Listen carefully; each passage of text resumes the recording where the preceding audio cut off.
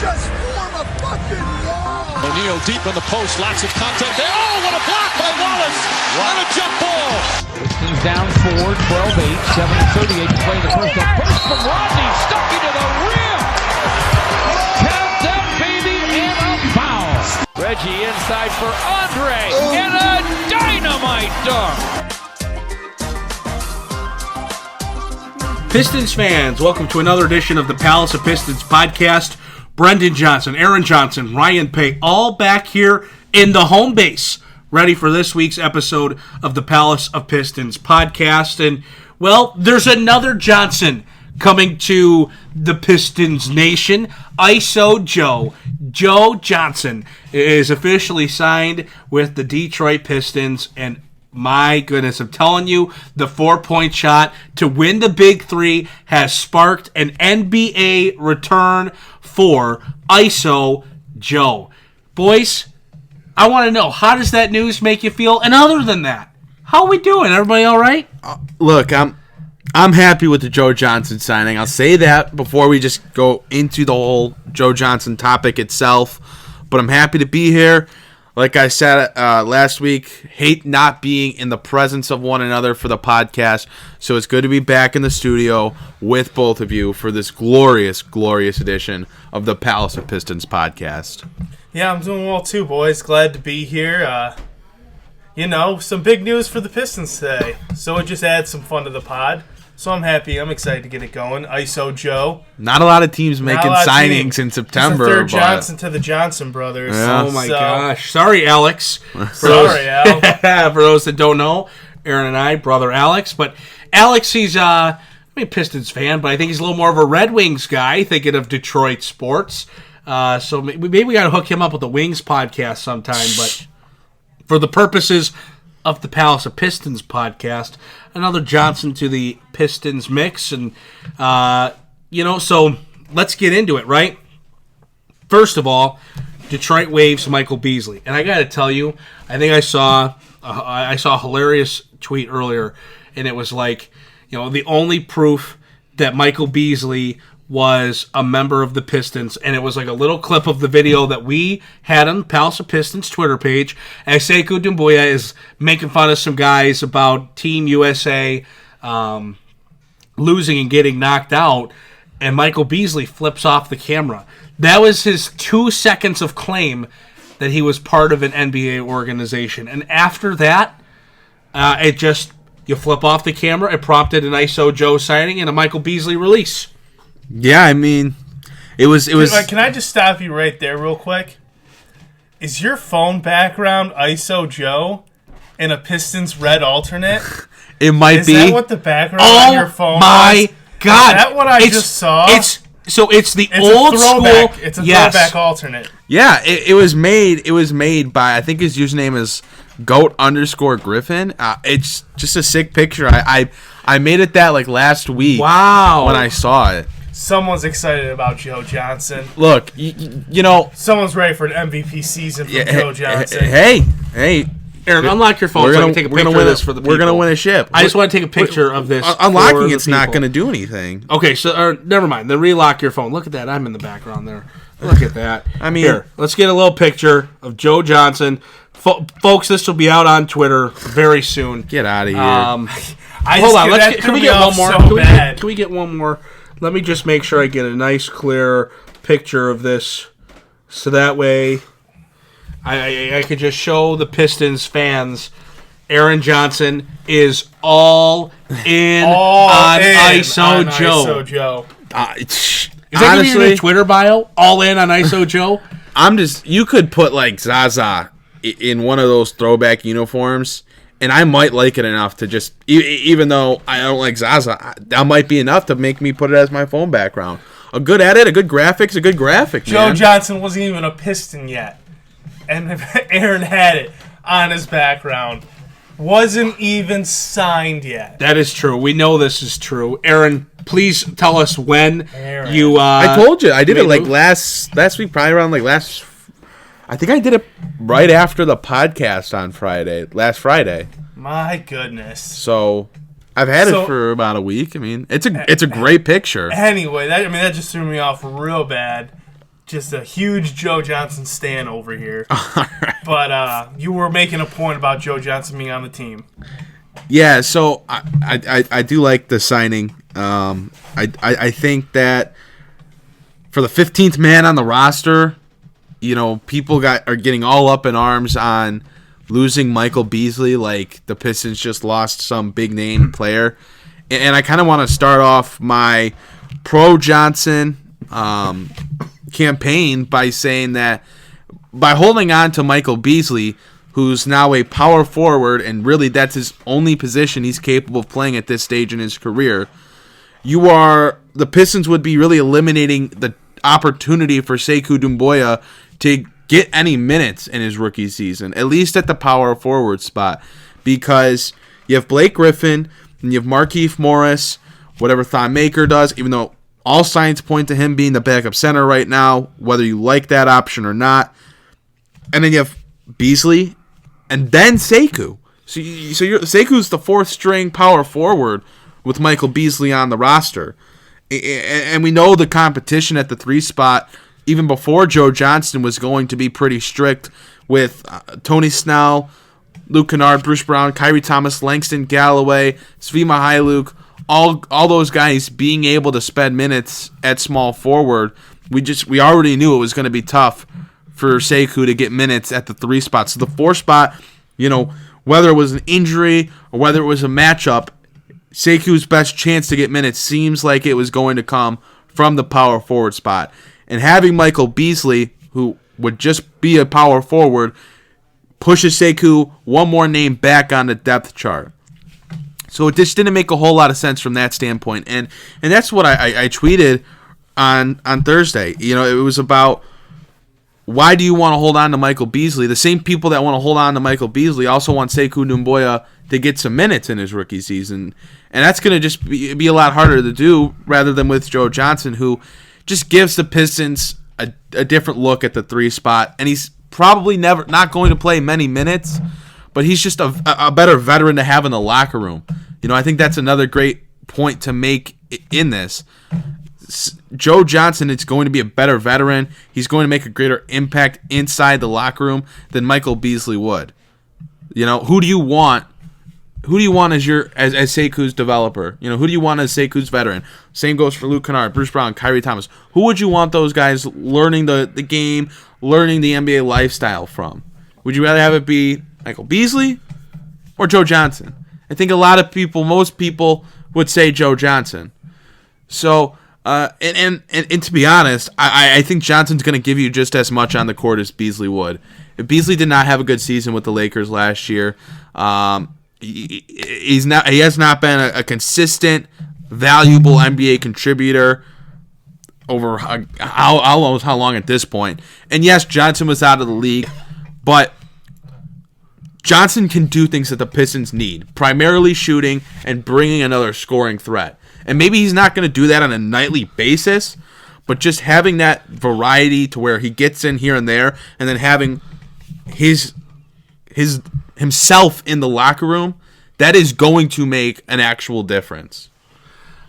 How many game winners will Joe Johnson hit this year? I'm going to put the line at 1.5.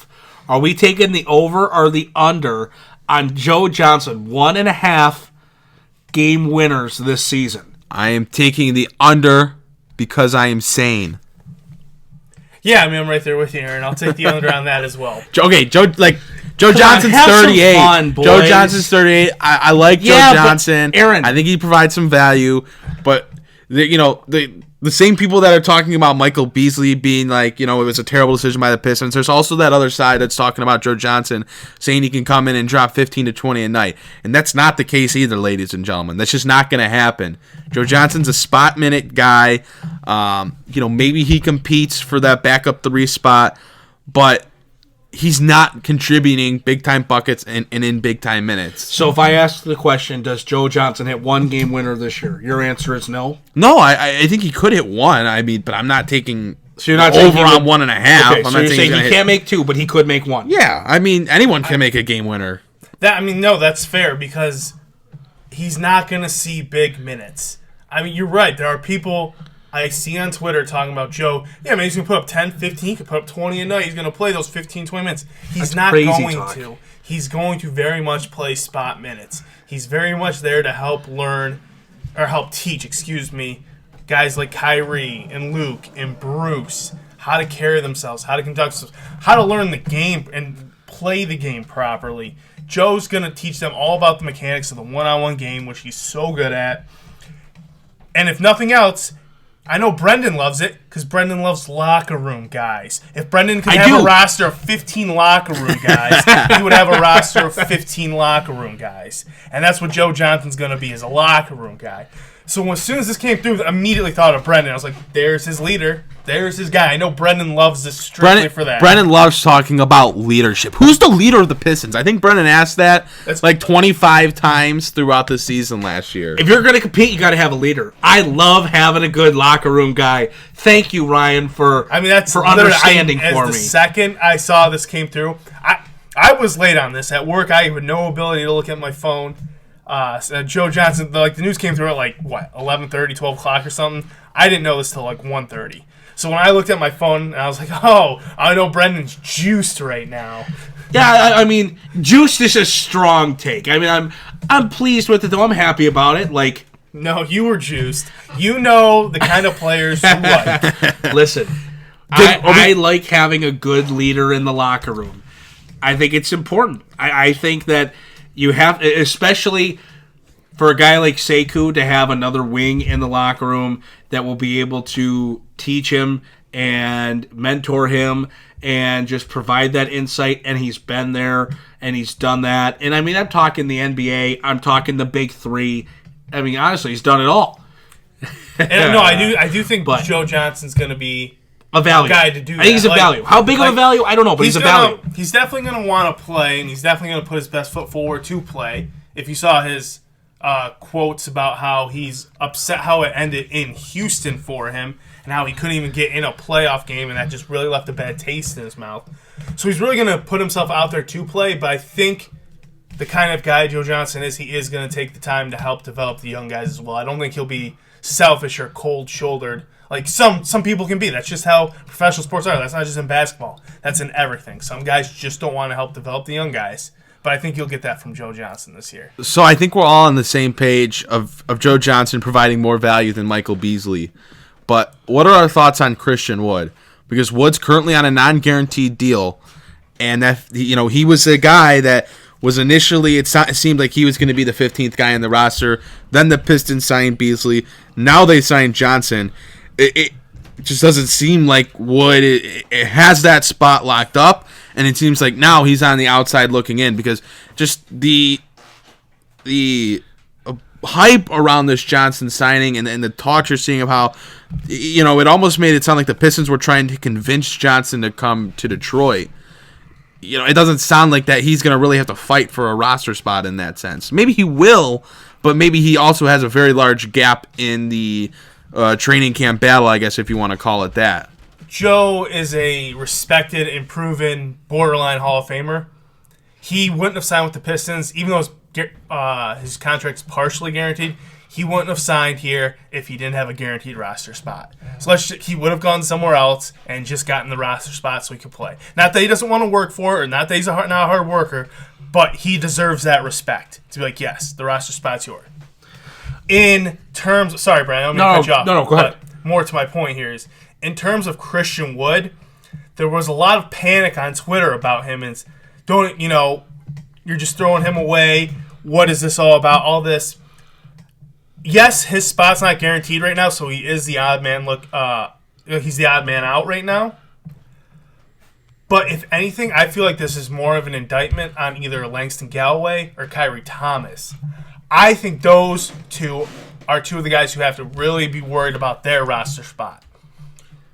I feel like I don't have any information, but I feel like, to me, this signing is a precursor to more than likely a Langston Galloway trade. Not saying it's going to be feasible, because if it's not feasible, then Christian Wood's out on the curb. And that's just a fact. And that's how it is. But I think the Pistons front office is taking their chance of being able to deal Langston Galloway. And if they're not able to deal him, they'll shop Kyrie Thomas and see what they can get. Yeah, I do hope there's some validity to that. I do hope that's the actual case because, I've talked about how much of a fan I am of Christian Wood. And, going back to another thing that I tweeted earlier, from a standpoint of what the Pistons need, Christian Wood should be ranked above both Joe Johnson and Michael Beasley. But it just never seems like Detroit was concrete on letting Wood have that opportunity to really make the roster. They've been looking for veterans, for different guys to bring in. So they first started with Michael Beasley. Now they bring in Joe Johnson. It just didn't seem like it doesn't seem like they're prioritizing Wood. So if they are shopping Galloway, if they're willing to part with Kyrie Thomas so they can hold on to Wood, I don't necessarily disagree with the idea because I think they need another big on the roster, and Christian Wood I really think can produce at the NBA level. We saw it at the end of last season, and he's shown it in glimpses. He's been so dominant in the G League. That is an NBA player that has just needed an opportunity, and last year, over those final games of the season, he got that opportunity, and he succeeded, and he stood out while doing so. Here's the thing. When I saw this signing, and Ryan and I agree, Joe Johnson did not sign here without there being something like, hey, I think him signing here is an indication he's on the roster. I don't think Christian Wood is the one that's in jeopardy. I'm with you, it's Langston or Kyrie. Maybe both of them on the move. Because the fact of the matter is Kyrie Thomas did not get a lot of minutes for the Pistons last year. He got some spotty time, but nothing consistent. They could go a couple ways with this. Kyrie, we want you to play in the G League right now. We want you to get reps. We want you playing, playing with guys that, whether it's a Jordan Bone, whether it's Svi, we want you playing with guys. And I could see Sekou going down and playing some G League games too this year to get game reps. But we want you getting reps. We want you playing games. We want you working on your craft in-game situations. That allows you to keep Joe Johnson. And Langston Galloway has an expiring $7 million contract. And one of two things is going to happen. There's either going to be a team that loses a shooting guard or a wing, and they need somebody to fill the void for a year. And they're going to say, wow, Langston Galloway shot near 40% from the field last year. I think it was 38, 39%. And they're going to say, man, he's an expiring deal.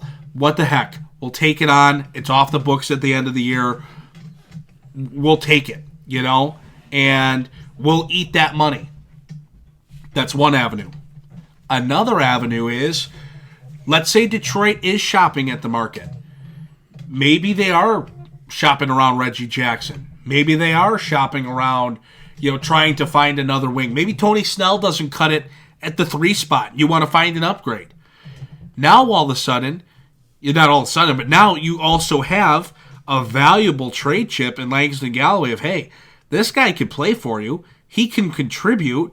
He shot near 40% for us last year. We just have young talent that we're prioritizing. I don't think anyone's getting too excited about 40% shooting from the field. Listen. If it was from the 3-point line, it's a different story. What was he, 36 from the 3-point line, though? I think he was like 35, 36. It's really only league average now. Hey, league clip.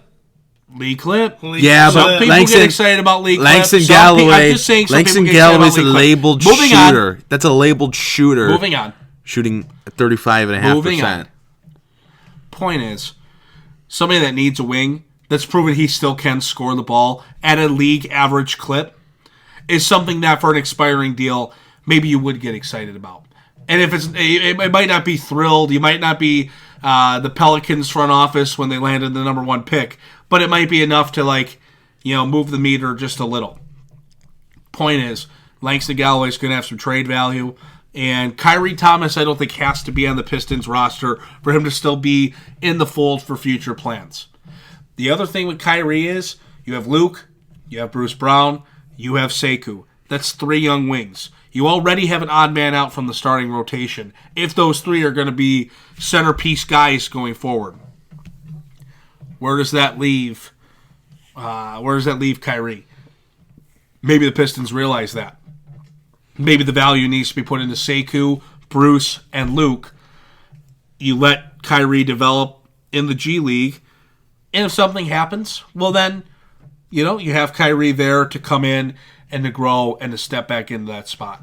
So I think Kyrie Thomas in the end will be the odd man out for Detroit from the final roster. I don't think it's a competition with Christian Wood because the bottom line is you don't have enough bigs, and we've talked about it. You don't have enough. But then they still have to make a roster move, though, because whether Kyrie plays in the G League or not doesn't matter. He's still a roster. He still counts against the roster. He still counts as a contract. He's signed to an NBA contract. So that means they either have to trade him or they have to trade Langston Galloway. And I'm hopeful that the Pistons can get rid of Galloway.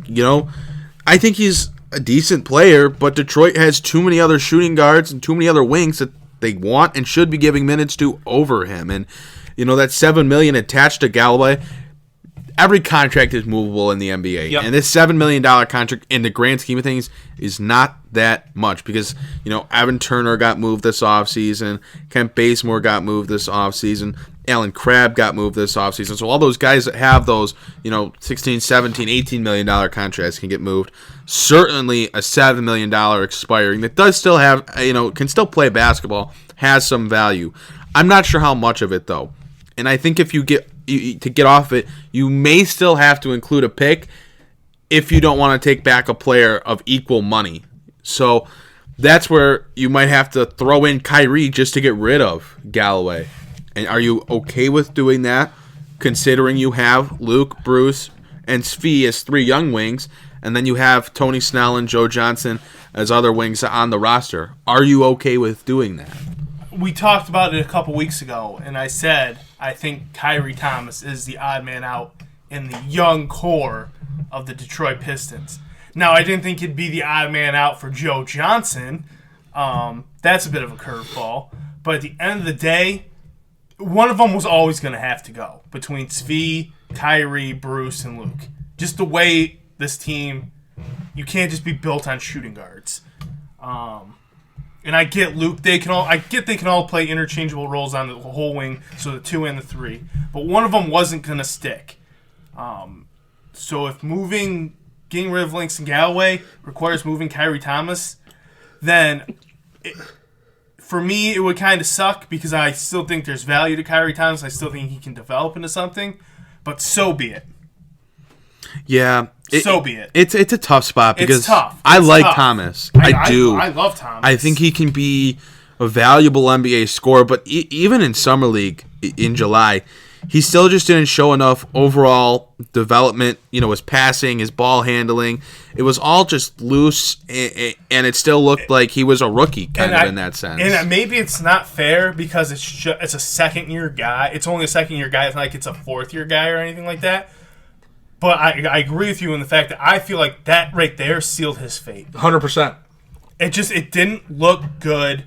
It was a guy who, from all accounts, he had a good rookie summer. Okay, maybe there's something here with this kid. All accounts in practice all year with the big club is, this guy can play. He just needs a little more time. We just want to keep integrating him. But he can be a player. All of a sudden, to get to that level, your second year, you've put a whole year in with the league, practicing with the big boys.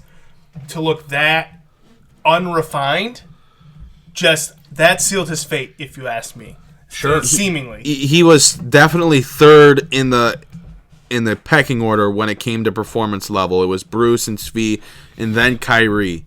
And that's just out of those second-year guys. Yeah. That doesn't account for the other players on the roster. I don't think that's what anyone was expecting. It's no disrespect to Svi, but it was just... I think everyone was expecting Bruce and Kyrie to do their thing, and then let's get Svi all the way up to par with them because he was a mid-season guy we brought in. So let's really get him up to par. But Bruce and Svi were way ahead of where Kyrie was. Yeah, and if that's the roster construction way the Pistons want to go, then that's kind of the sacrifice they're going to have to make. I just really can't see them going into the season with Thon Maker as your only backup 5. And then I guess it's by de facto Markieff Morris if Thon or Andre can't play or get in foul trouble. Then it kind of has to be Markieff Morris. I really don't think Detroit would play Blake Griffin at backup 5 minutes. I know they did it a little bit last year, but I really don't think they would do it again. I know last year was just a terrible situation for them because of Zaza and the way he was performing. But you got to hope that's not the case again. And I just think Wood is an NBA level contributor from that standpoint as well. But just did not expect to be talking about Joe Johnson and the roster implications this move has had. Just didn't expect it, especially this late into the game. Right. Well, we were sorry. I'll let you go. Go ahead. We were dying for some news, boys. We've been talking for weeks now. Like, man, these dog days of summer for the NBA, man. We need some news. It is slow. Boom, ISO Joe. Hey, all I'm gonna say is, early in the summer, Ryan said, like towards the end of free agency, actually, Ryan said, big move still coming for the Pistons. It has happened. There it is. ISO Joe is your big move. There it is. Wow. Now, I think that big move's coming at the trade deadline. Kyrie, Langston, Reggie for Bradley Beal still? Okay. Oh, okay, great. Thanks. Awesome. Joe Johnson really could help Bradley Beal take another really step. Take that next step. So, this kind of works out. One thing we wanted to incorporate, and we want to continue to do this going forward, is, well, if you have questions, you have thoughts, you have ideas, you have something you want us to talk about on the podcast, you feel free to tweet at us and let us know. We'd like to hear input from our listeners, which, man, that number has continued to go up, folks. Like, you and the people listening, that number is growing. That's a good thing. It's a good thing. But one of the questions that came in from a gentleman named Tyler Davis, he goes, expectations for Kyrie Thomas in year 2. And I hope I didn't disappoint Tyler, but I mean, hell, Ryan, I think you and I just set our expectations for Kyrie Thomas to maybe not even be on the roster going into year 2. I mean, yeah, with the addition of Joe Johnson, like we said, I understand it technically means Christian Wood's the odd man out right now, but I don't think that's going to be the case. It's Langston or Kyrie. And so in terms of having expectations for Kyrie Thomas, if he is here, right now my expectation is he's not going to play. And the thing is, you can move Kyrie Thomas for a G League contract, for a pick, and it eliminates that roster spot. Harder to do that with the money committed to Langston Galloway.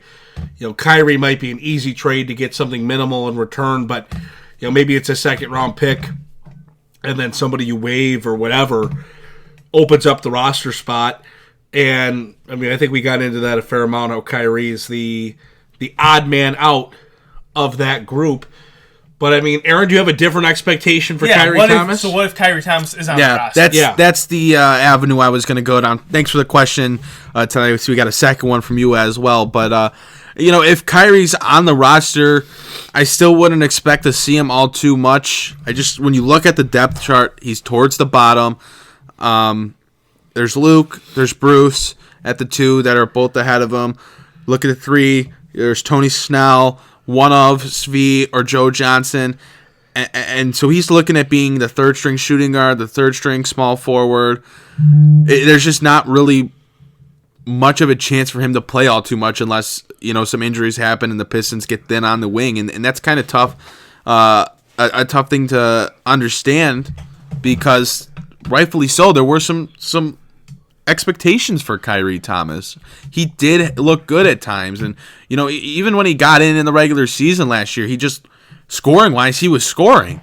And after his performance in the summer league, not that he was bad, but he was just kind of average. No, I'm sorry, I don't mean to cut you off, but you're right when you say when he would get his spot cleanup minutes during this regular season, he looked like he belonged. Like that looked like a guy. Okay. Maybe not next year, but right. It's coming along. Right. And then he gets in the summer league, and now those expectations are gone. Yeah. Honestly, because it was, like you said, it wasn't bad, but it just, for what I was expecting, it wasn't good. My honest expectations for Kyrie Thomas are one of two things. That he turns into a future second-round pick for Detroit, or he's on the roster but doesn't do a whole lot. I don't expect a lot. I just don't have high expectations for him this season, no matter what happens. Yeah, I think I tend to agree. I just don't think there's going to be, too much of an opportunity for him this year. Even though I haven't lost all hope on him, I still think there's a player there. I just don't know if it's going to happen this year. There. Okay, so then now Dylan Edenfield sends in, who's off the team before the season starts. And I know we've been talking about this, but let's no more pick two, everybody play grab ass. One answer. Who's off the team? Who's off the team at the start of the year? Aaron? Oh God, why do I always have to go first? I don't know if a deal's going to get done, which forces me to say Christian Wood. I just don't. Langston Galloway could have been moved a very long time ago, and that's why I'm kind of concerned about it still happening. I don't know if it's going to happen because Galloway could have been traded months ago. So I'm not all in on that. I would like the situation to work out that way where Galloway's traded and Wood's able to be held onto, but just I don't know if it's going to happen. Time's really running out. Our team's going to really want to be changing up their team in the beginning of October when they're going into training camp. I'm just not sure how often that really happens. So for now, I got to say Christian Wood. I'll go with Kyrie Thomas.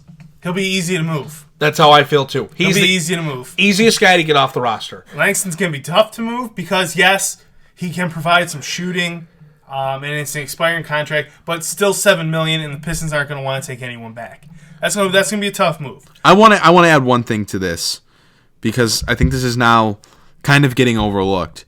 If Kyrie Thomas has to be moved for one season of Joe Johnson, I'm pretty disappointed. Because I agree. I like Joe Johnson. You know, I think it's fun that he can be on the team.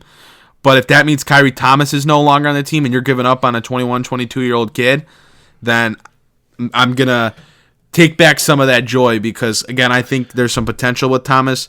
And for the role that Joe Johnson's going to play, I just don't really think that's worth it to get rid of. So if that's the case, I'm going to be a little bit more down on the Johnson signing than I was, with the move of him coming onto the team. The thing is, you've been a Kyrie Thomas guy from the beginning, and I do get it. To me, I look at Kyrie Thomas as he was a Flyer second-round pick and had some upside. I don't want to judge a guy off of a summer league performance, but the bottom line is I didn't see enough. I didn't see really anything out of Kyrie this summer that made me think he was going to belong in the NBA. It's one thing to go out and miss shots. You can have a bad shooting percentage, but you could still just control the pace of play, the style of play. You could control the game while having a bad game in a situation like Summer League where Kyrie should have been up there with some of the best players playing in Summer League. So, to me, it doesn't hurt as bad. Yes, you are giving up on a young kid, but there's... Unless if you see Kyrie as a guy that could be a future starter in this league, there's more Kyrie Thomases out there, and there will be more Kyrie Thomases for years to come. And maybe you'll hit on one. Maybe he'll be a rotational guy. I would hope for success. I'd hope somebody would maybe pick him up, give him a chance, even if it's a two-way deal, and he could find his way throughout the league. It's not an ill will. It's just I don't think he fits. And I think for the Pistons, they're looking at this. Remember, they're in that win now, but don't sacrifice the future mode. They've picked Bruce Brown and Luke Kennard over Kyrie Thomas, which makes sense, right? But those two guys are above him, and you just invested a first-round pick on Sekou Doumbouya. You have three wings. Odd guy out, you move on, and if there's an opportunity to take a second-round flyer wing in the future, there'll be another guy there. That doesn't concern me that much. Also, I don't think Christian Wood can be moved. I don't think you can let him go. It's not a matter of even his ability. It's just positional depth. But he's on a non-guaranteed contract. It doesn't matter. I think you have to move Kyrie or Langston rather than get rid of Christian Wood. And I'm just saying, if you can get rid of Langston, fine, great. But I'm just not all too keen on throwing away Kyrie Thomas for a season of Joe Johnson. That's just how I feel about it. That's why I think it's going to end up being Christian Wood. I'd be happy to be wrong and Langston gets dealt and it works out that way. And you have room for Kyrie and you have room for Christian Wood and you have room for Joe Johnson.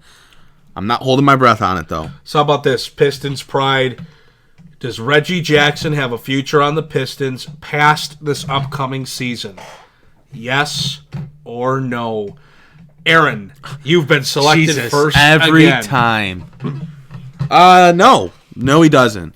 Unless Reggie Jackson has some meteoric season where he just, I don't know. He might have to win the MVP to have a future on the Pistons. I just think both. Didn't you say meteoric season? Like, what does that mean? What's meteoric? Like him just blow up, like just kill it. Okay. So, okay. If he does, God, then maybe. But I just think both sides know at this point the relationship's just kind of stale. I like Reggie Jackson. I still think he's a valuable player, but I don't think the Pistons should commit another $16 million per year to him. I certainly wouldn't do it at this point, especially with him getting to that. He's going to be 30 years old by the time that contract hits. And he's had those injury issues, and we know how Reggie Jackson's tenure has gone with the Pistons. When he's played, he's been good, and when he's been injured, it's just been too much of the time he's been injured. We know that when Reggie Jackson plays, the Pistons are a much better team, but we also know that team, it has a limited ceiling, and that's not just on Reggie Jackson, but he's certainly kind of part of that issue in that sense. So I like Reggie Jackson. I think he's a fine player, but I think just with how his tenure since the contract extension is gone, the Pistons have not shown that they love Reggie Jackson by any stretch of the imagination. They've shopped him. They've looked for upgrades at the point guard spot. I feel pretty confident in saying no. I'd like to give an opposite opinion for some talking points here, but you're right, Aaron. There's no future beyond this season for Reggie Jackson. I'm not even sure there's a future beyond the trade deadline for Reggie Jackson here in Detroit. Like you said, he would need to have an all-star level season for him to still be here by the time next season rolls around. And I don't see that happening. That's not to say Reggie's not going to have a fine season, a good start to the season, any of that, because now he's healthy.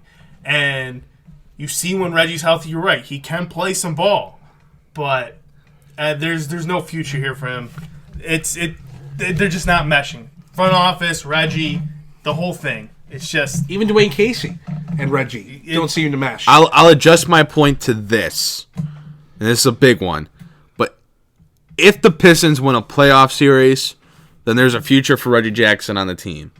That's where I'll put the line at. If the Pistons win a playoff series with Reggie Jackson as their starting point guard, then there is still a future with Detroit. I could see them giving him a 2-year deal if that happened. Yeah, something. Do you think he signs a 2-year deal, though? Like, I think Reggie's got to go. In his mind, he's got to be going for one more big deal, right? Even if it's not max money. I'm not talking max money. I'm talking about 4 years of guaranteed money. I can't see them giving him any more than... If he had a good year and they went past the first round, I can't see the Pistons offering any more than 2. I guess it just depends. It really does just depend on this season for Reggie Jackson, because teams were wary of him last year and his real value, even though he was playing okay because of his injury history in the previous 2 seasons. So, this year, does he solidify himself as a capable player still, or does he get injured again? I think that'll play a big determination in it too, and of course, the Pistons' success as well on that front. Sure. One more thing. What about the play of Derrick Rose, right? I mean, if Derrick Rose is playing well and Reggie's just playing okay, I still think Detroit, if they want to take a step forward, has to solidify a wing. And, Luke Kennard, we've talked about Luke throughout the summer. He needs to show something this year. He needs to take a step. But is he the wing of your team? Like, every team that's good has a top-level wing. Is Luke going to be that guy? I'm not sure he is. I think he could be a nice complementary wing. I don't know if he's your guy. Detroit eventually is going to need to invest in somebody that can man one of the wing spots. I could see a package including Reggie Jackson help them secure at least somebody that is an upgrade over Tony Snell for that position mid-season. And if Derrick Rose is healthy and playing okay, you ride with Rose. Tim Frazier is your backup, and then Bruce has to play some point, whatever. You make it work. You figure it out. That's another thing I think to think about too with the Reggie bit. I don't think he's got a long-term future in Detroit unless if he does have a great season, unless if they do make a playoff run, because Detroit has a lot of options if Reggie is to be moved. They have a lot of ways that they can go with it. One more question that came in we wanted to hit on of the ones that came. Again, actually, Tyler Davis. And I think this one, he asked, are we a sleeper, or we, the Pistons? Are the Pistons a sleeper team in the East no one is talking about? I don't want to be the bad guy to end the podcast here. No, they're not. Sorry. No. Aaron, I went first that time for you. Yeah, thanks. Yeah, really, you had the tough one. No, I don't think people are sleeping on the Pistons from the standpoint of being like a contender in the Eastern Conference.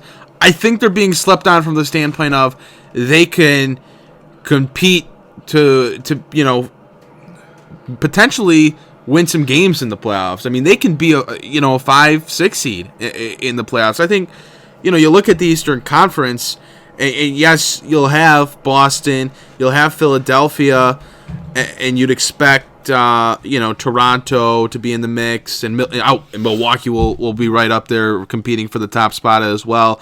And then you have those teams like Toronto and Indiana, and then there's Miami and Brooklyn, and Detroit's just kind of, well, maybe they can be a 7 or 8 seed again. I just don't think that's the case. I think when you look at rosters, I think Detroit's better than Miami. I have been very adamant about not liking the Pacers offseason. They're without Oladipo for half the season. They're going to be asking Malcolm Brogdon to do a lot. They lost Thaddeus Young. They lost both their starting point guards both their primary point guards from last year in Derek Collison and Corey Joseph. They lost Wesley Matthews, who played a big role for them after he got bought out and signed with Indiana. They lost Tyreek Evans, another guy that maybe didn't have the best year, but still a guy that can score the ball a little bit here and there. They're Langston Galloway. And then they lost Bojan Bogdanovic, who was fantastic for them last season. Was their best player without Victor Oladipo on the court. So, and again, I don't love TJ Warren. I think Malcolm Brogdon is going to be asked to do a lot. Jeremy Lamb is a fine signing, but I just think they lost a lot. So I don't love what they did. I think they're kind of right there with Detroit. And I think Detroit's better than Miami. So I think Detroit can easily be a 5 or 6 seed if they kind of get to where they can be with Blake Griffin and Andre Drummond, with Reggie Jackson and Derrick Rose, Luke Kennard. I just think there's enough there that they can compete for a 5 or 6 seed. So I'll say they're slept on from a standpoint of people have too low of expectations for them, but they're not slept on from the standpoint of Detroit being a contender in the East because they're just not there. Once again, Aaron, I wish I could offer a contrarian opinion, but I think you hit the nail right on the head. Slept on in terms of making the playoffs? Yes, because I've seen a lot of projections without the Pistons in the playoffs, and I think that's just disrespectful for a team that upgraded in an East that stayed very much the same in terms of how the power balances out. Or maybe if they make it in, they're an 8th seed barely. No, I think this is a team that could fight for a 6th place or a 5th place, 5, 6 seed. But I think this is a team that has to fight for a 5-6 team. But in seed, I mean. But in terms of being slept on as a contender, no, they're not. But we're talking big time about Boston. Can Boston really be that much of a threat if Kemba can't even lead Team USA to a championship? 7th place, Kemba, get out of here. That took all my expectations away for Boston. I'm just kidding. But I just had to get my little dig on Team USA right there because that's just pathetic and sad. And terrible. And awful. But yeah, I mean, seriously, if Kemba can't lead Team USA to a victory, should have just stayed in Charlotte because he's not leading Boston anywhere. But anyway, no. Back to reality, back to the topic. They are being slept on, but they're not being slept on. Yeah, I think they're being overlooked in an aspect. I don't know if they're being slept on. If you could draw a difference between the two, that's fair. I think they might be overlooked, but they're not being slept on. That's how I would give my professional answer to that question. So, despite maybe a little, not negativity, but maybe like a downer answer to end the pod, boys, good to have everybody back this week. Good to be back in the saddle. I mean, Ryan and I were here holding down the home fort, but Aaron, good to I guess good to have you back. Hey, I like it this way. The show must go on.